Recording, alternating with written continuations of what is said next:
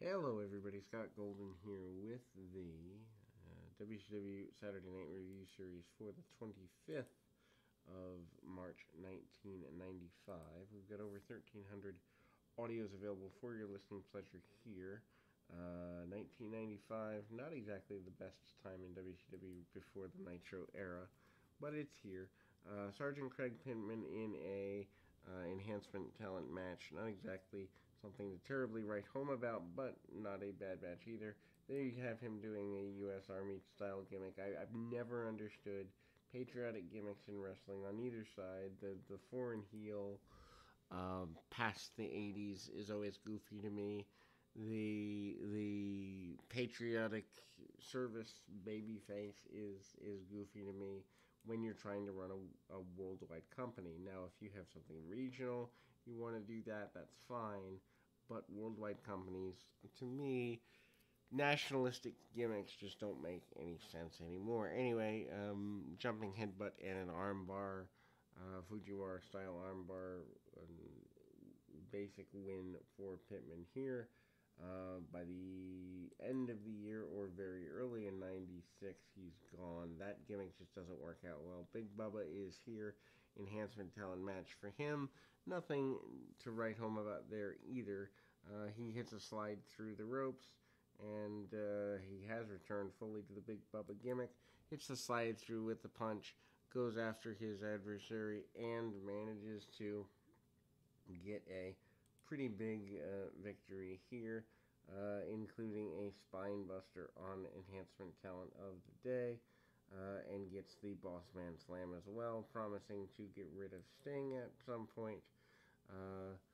Then we've got the a masked guy by, I believe, the name of the Terminator or something of that general nature, Flaying Brian Pillman, who looks an awful lot like his son at this point. Is there, or the terrorist actually is the name, and obviously couldn't get along with that today. But anyway, snap suplex by the enhancement talent Pillman. Less than a year at this point away from leaving WCW for good. Pillman does the outside in suplex and eventually gets a high influx maneuver. Hits a drop kick to the floor. Pillman says he wants to be back on top and fly high, as Flying Brian often should. Obviously gets held down in the area. William Regal and Bobby Eaton here, or Steven Regal and Bobby Eaton are there. They're in a high tea type setting. Eaton is being debutized to be more English.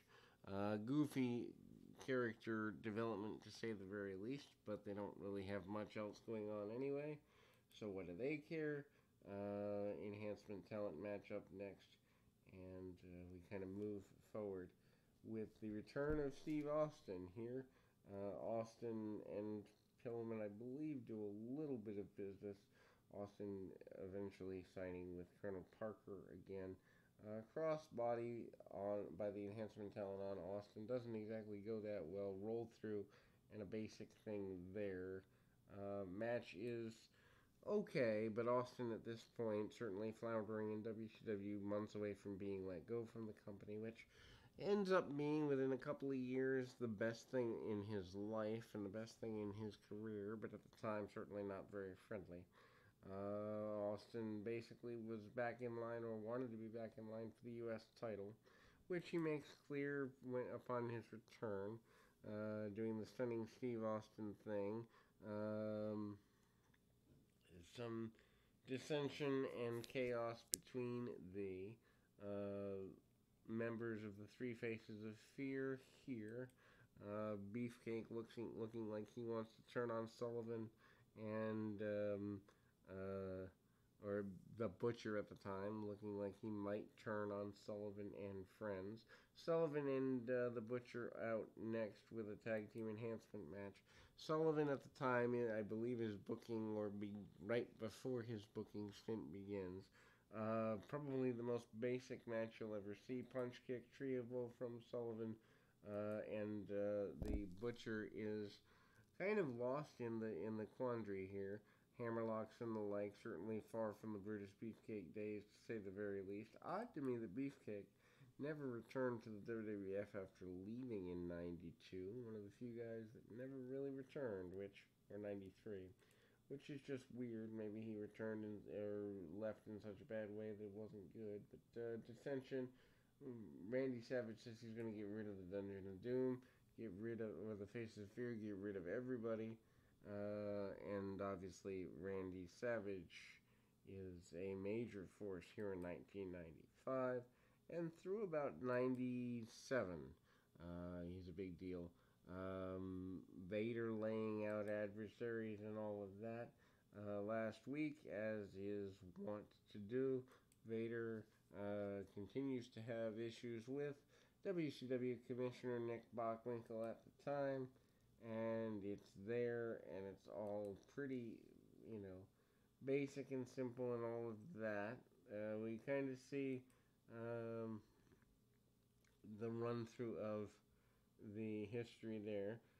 Arn Anderson still setting up for his boxer versus wrestling match with Johnny B. Bad at the uncensored pay-per-view. Uncensored, by the way, if you've never seen it, don't bother. One of the more ugly pay-per-view series at the time. Anderson still, I believe, your television champion. Colonel Parker on the outside trying to get things going in the right direction. Anderson wins with the DDT and is still your television champion for the time period. Obviously, Colonel Parker trying to advance the stud stable as he would be one to do.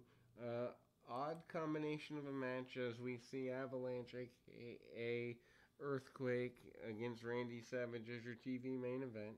They are given about 14 minutes in total. Not that they use all of it. I think there's one more segment after the match. But Savage comes in, takes Avalanche off his feet with some jumps from behind. Also uses the top rope along the way to get advantage if he actually, or an extra advantage if he needs it, with a double axe handle from the top. Not exactly the best thing ever, but it's there and other such. The drop of the elbow on or by Avalanche, pretty basic in that regard. Savage is taken down and out and almost eliminated from competition there after a little while. Earthquake or Avalanche doesn't really care, pounds him in the chest, and is very basic. Seems like a series of matches you'd see, 5 to 6 years earlier on the WWF in terms of not only main event talent, but trying to work a slower style in the main events here in WCW at the time, whereas Flair and Steamboat were a little bit better about that. Avalanche hits a big flopping missed splash into the middle of the ring, then misses on Savage. Savage and Sting do a post-match promo after Savage gets the victory over Avalanche, and there we go. Closing the program. On that note, we will have more right after this.